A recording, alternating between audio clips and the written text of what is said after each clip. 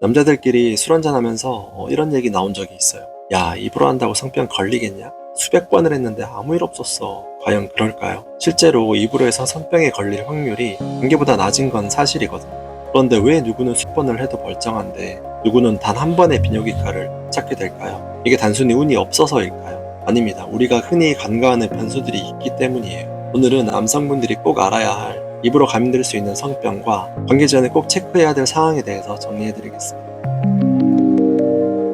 여친이랑 오랄을 했는데 요도염에 걸렸어요. 이럴 수도 있나요? 콘돔 안 껴도 입으로 하는 건 괜찮죠? 입으로는 안 옵는다는데요. 앞부터 말씀드리면 둘 다 가능해요. 입안은 생각보다 훨씬 약합니다. 성병이 없는 기준이 뭔지 아세요? 삽입이냐가 아니냐가 아닙니다. 점막이 직접 닿느냐 마느냐예요. 입안, 요도, 항문, 그리고 상처난 피부. 여기서 보시면 아시겠지만 입안도 당연히 포함되어 있죠. 특히 입안에 상처가 있으면 감염 가능성은 더 올라갑니다. 겉으로 보기엔 삽입도 없고 괜찮아 보이지만 점막이 직접 닿는 행위예요. 그럼 오랄은 아예 하면 안 되는 건가요? 아니에요. 제가 말하고 싶은 건 하지 마라가 아니라 어디서부터 조심해야 되는지 기준을 알려드리려는 겁니다. 오럴로 옮을 수 있는 성병은 생각보다 많습니다. 임질, 클라미디아, 매독, 심지어 비형 간염까지. 이 중에서 임질이나 클라미디아, 매독은 사실 검사도 잘 되고 항생제 치료도 잘 됩니다. 물론 초기에 발견했을 때 얘기고요. 방치하면 문제가 되지만 일찍 발견하면 1, 2주 정도 치료해서 해결되는 경우가 대부분입니다. HIV, 그러니까 에이즈도 오럴로 옮을 확률은 질성교나 항문성교보다 훨씬 낮습니다. 여기 CDC 미국 질병통제예방센터 자료를 보면 구강성교를 통한 HIV 감염 위험은 삽입성교의 10분의 1 수준이라고 해요. 그럼 진짜 조심해야 할 건 뭘까요? 헤르페스와 HPV. 이 둘은 특성이 좀 달라요. 헤르페스는 증상이 있을 때는 무조건 접촉을 피해야 하는 병이에요. 물집이 있거나 따끔거리거나 뭔가 올라오는 느낌이 있을 때는 접촉을 피해야 합니다. 무증상일 때도 옮지 않나요? 이게 보균자들이 가장 걱정하시는 부분인데 증상이 없을 때는 바이러스가 신경절에 잠복해 있어서 감염 우려가 없습니다. 무증상 흘림이라는 게 있긴 한데 이건 극소량의 바이러스가 간헐적으로 나오는 거예요. 물집이 있을 때랑은 바이러스 양 자체가 1000배 이상 차이가 납니다. 그래서 실제 감염 확률도 매우 낮아요. 증상 있을 때 관계 피하고 항바이러스제 복용하고 콘돔 사용하고 이 정도만 지켜도 충분합니다. 그리고 한 가지 더, 헤르페스 복균자라면 라이신 성분을 매일 꾸준히 섭취하는 게 좋아요. 이 라이신이 헤르페스 바이러스의 활성화를 억제하는 아미노산이거든요. 예방 목적으로는 하루 1000 정도만 먹어도 되고요. 꾸준히 먹으면 재발 빈도가 줄어들고 증상이 발현돼도 회복 속도가 훨씬 빠릅니다. 이 바이러스 활성도를 최대한 낮춰야 본인도 편하고 상대방도 안심할 수 있으니까요. 이 영양제로 나온 것도 있고 유제품, 생선, 닭고기 같은 음식에도 많이 들어있어요. 이런 식으로 일상에서 관리하면 헤르페스는 충분히 컨트롤 가능한 질환입니다.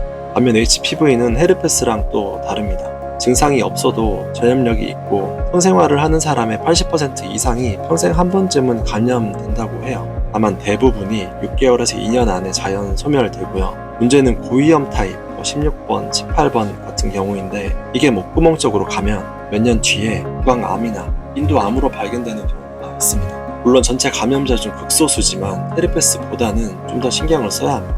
그래서 HPV는 백신을 꼭 맞고 정기검사도 좋아하고요. 가다실 같은 백신만 맞아도 고위험군을 70에서 90% 이상 예방할 수 있어요. 남성도 접종 가능하고 26세 이하는 보험 적용도 됩니다.